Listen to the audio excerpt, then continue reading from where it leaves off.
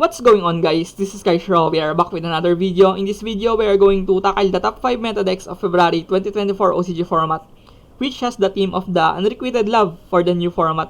So, in this season of the month of love, can we learn to set aside our hate for the Fire Nation, quote-unquote, those Fire attribute-based decks, and ultimately love the format we currently have?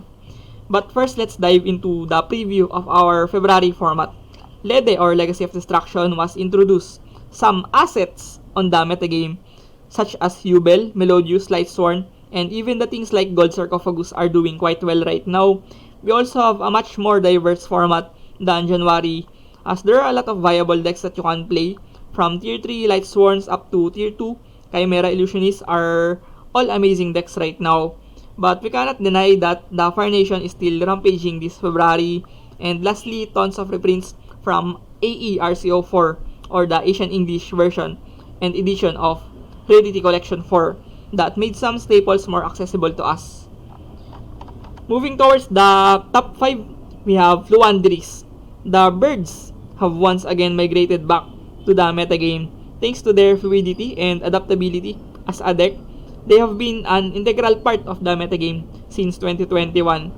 Now we head on towards my sample deck list of Floowandereeze, but disclaimer guys, once again, the deck builds that are provided here are only catered to my deck building preferences and tendencies, and by no means the standard list or the correct way to play the deck. Now let's conquer the strengths of this deck. Firstly, Floowandereeze is the modern anti-meta deck due to how this deck stands and makes the game hard for the best decks on the format. It makes them a menace to face on modern Yu-Gi-Oh! Gone are the days where we normal summon border and set 4 pass. Now we have a real engine on the anti-meta strategy from this Floowandereeze. These birds also dances around Maxi, the most game warping card on the OCG format of course, are disregarded by this deck as it only normal summons 99% of the time, so your opponent doesn't get value from Maxi. And also this deck is also often overlooked by many people, and it's an asset of this deck as well, no matter how discerning that sounds. If people will not respect the birds or the Floowandereeze, they will suffer from it, as they will find themselves with no outs against your strategy. But let's figure out the weaknesses of this deck as well. First of all, it bricks a lot. Bricks that can even make a house. It's terrible, to be honest. You will be discouraged to play this deck at high stake events if you have experienced the innate brickiness of this deck. Floowandereeze is also a deck that is prone to hand traps. Droll, Veiler, and Imperm, and Ash, and even Ogre Goes Ogre goodness are major threats towards the success of this deck. So yeah, you can definitely take that into account if you're playing Floowandereeze. Yeah, but despite being bricky, they have gotten the third copy of their field spell, the Magnificent Muff, if I'm correct. Yeah, and it somehow made them a more competitive deck this format, and it looks to be formidable enough to combat the best decks on the format. Moving on, in the top 4, we have Tenpai. So, we have a new deck from Lede. It is none other than Tenpai. These awesome dragons are ready to soar high and obliterate the format. A breath of fresh air on the modern Yu-Gi-Oh! As this deck has a going second strategy that aims to one turn kill or OTK consistently. Moving towards the strong points of this deck has a legitimate going second prowess that can ravage boards and deal insane amount of damage on the battle phase. The deck is also very consistent with a lot of starters, and the learning curve of this deck is pretty easy, so that most people can adapt quickly and learn the capabilities of the deck in no time. Also, more than half of the deck are non-engine. You can almost have 25 slots for non-engine. Imagine how huge that space is for a deck like Tenpai. So you can innovate your list depending on your motive, whether you play it as a raw going second buster deck, or you can play it in a more mid-range oriented deck with tons of hand traps, or maybe, just maybe, you can mix other engines like Dragon Link and Dragon Maid to make your deck more fluid and more versatile. However, the other side of the coin is very evident on this deck, as the Tenpai massively struggles when it will go first there's nothing they can do that much other than Seals Pass on ordinary builds. And yeah, another distressing fact about this deck is your side decking game should be top notch, as the side deck of this archetype will be very important en route to your success. You will be put in a situation where you must decide whether your side deck cards are mostly going first control cards just to have a fighting chance if your opponent lets you go first. It's very complicated, and considering the fact that you must still answer the best decks on the format with your side deck. Overall, this deck is still relatively new in the OCG, and this deck would still go into innovations and adjustments to make the standard version of this deck. So this will be a very smart investment on your part, especially if you want to venture competitive Yu-Gi-Oh!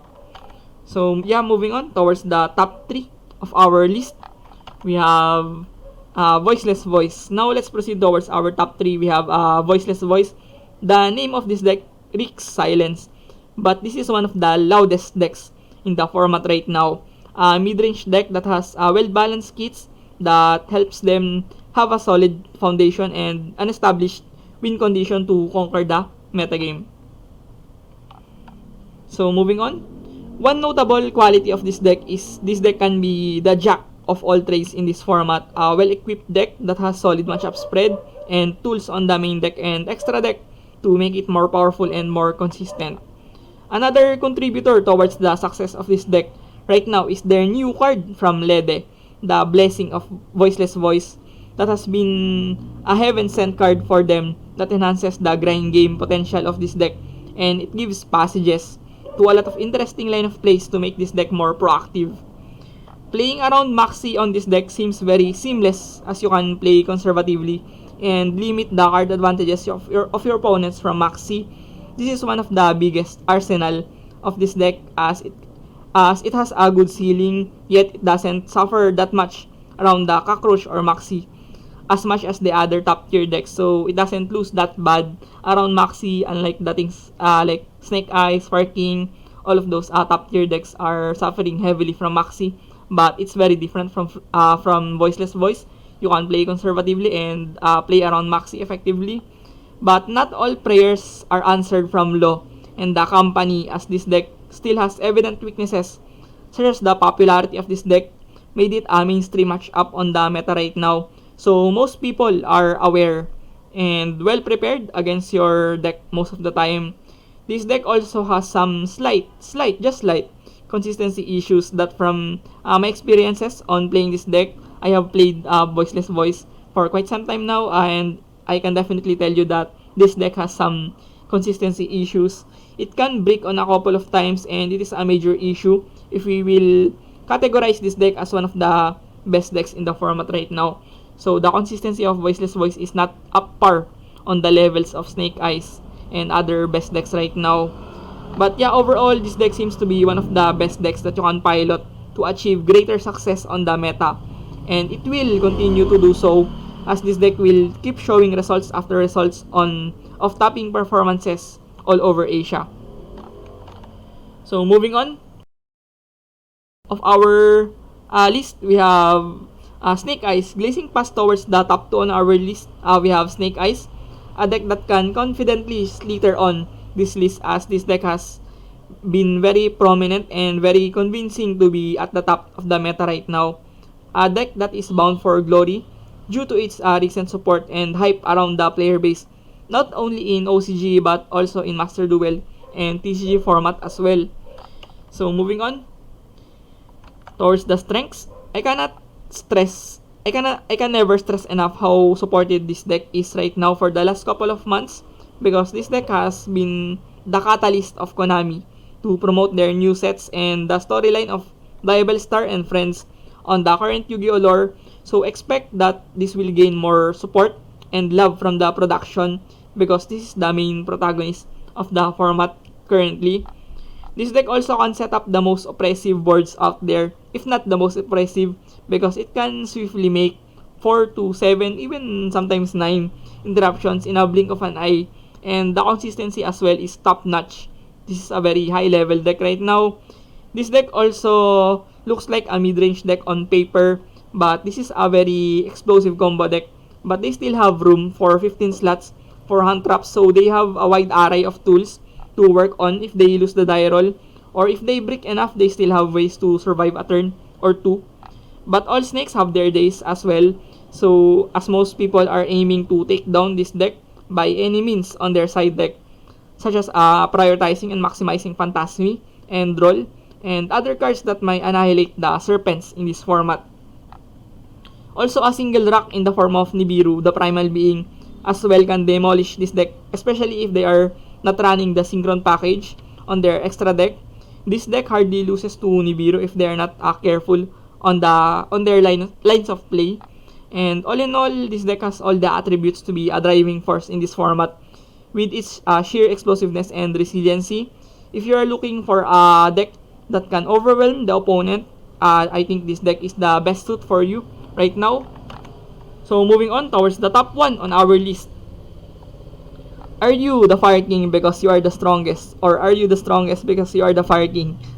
I cannot help but to quote this Gojo Satoru reference from Jujutsu Kaisen on being the strongest, because Fire Kings are the undisputed best right now. We move on towards the best deck in the format, the Snake Eyes Sinful Spoils Fire King, the deck that blazed their stardom in a very stacked metagame. This deck has all the accolades from multiple big event tops up to local scene dominance. This deck has too much firepower to be handled. So yeah, moving on. Their obvious strength is they are the kings of the metagame without arguments. You cannot argue with that fact. Consistent high representations from Road of the King articles and huge feats on major events is what solidified them as the best and the deck to beat currently. As a gamer, we must stick to the facts to make our best strategy, and in this case, numbers don't lie. Snake Eyes Sinful Spoils Fire King is also a deck that can comfortably lose the die roll and still win the game later on, because this deck has too much gas, and also the consistency level of Fire King Snake Eyes is phenomenal. I cannot really doubt that matter, because consistency is very important on high stake events. If you're going to consider the consistency of the deck, you might as well pick up the best deck available on the format in the form of Fire King, because it will definitely give you the results that you want for large tournaments. And yeah, the weaknesses of the deck are the mirror matches can be draining. I cannot really deny that, because if you pilot this deck, you must be really prepared on mirror matches, because most people as well are playing this deck, and mirror matches can be very draining, especially on prolonged game states. You need to be accurate on your precision, on your interruptions, and your playthrough. You must be very wise on your resources as well to manage it perfectly. So yeah, you need to learn the mirror matches if you're trying to pick up this best deck right now. And another weakness is it has targets on its back. The ban list is coming very soon this March, second week or third week, I assume. So the ban list is nearing. So I think the Fire Kings will get addressed from that ban list. So you have few time to maximize the value of this deck if you are just trying to pick up it right now.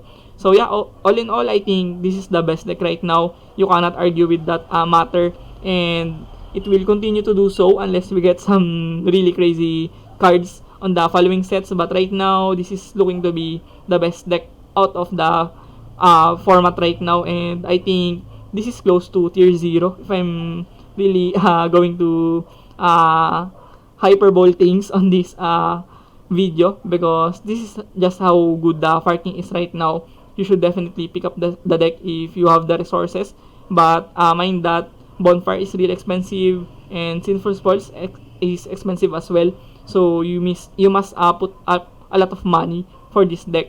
So yeah, I think this sums up our video. Thank you for watching. I hope you do learn something from this video. Please like this video and subscribe to my YouTube channel, because we are nearing 1K subs on this channel. So once again, thanks for the continued patronage for this channel. Thank you for watching. See you on the next one. Peace.